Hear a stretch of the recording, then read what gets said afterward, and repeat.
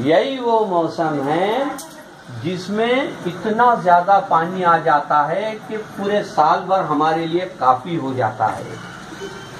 यही वजह है कि इसी मौसम के आगाज में पूरे हिंदुस्तान में तालीमी साल की शुरुआत की जाती है।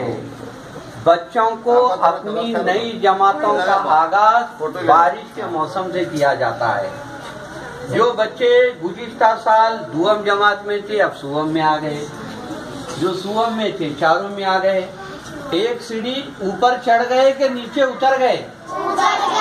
ऊपर चढ़ गए, बराबर है। तो सब बच्चे अच्छी तरह जानते हैं कि नए तालीमी साल के पहले दिन की तकरीबात के लिए हम हमारे मदरसे के एसएमसी स्कूल मैनेजमेंट कमेटी के सदर मिस्त्री चाचा से गुजारिश करता हूं कि वो आज की इस तकरीब की सदारत को कबूल करे और उसी के साथ साथ हमारे स्कूल में जिनके बच्चे हैं जो हमारे दूसरे बच्चों के पास पड़ोस में रहते हैं, तो ये भी हमारे स्कूल में आए हुए हैं। मैं इनका भी इसका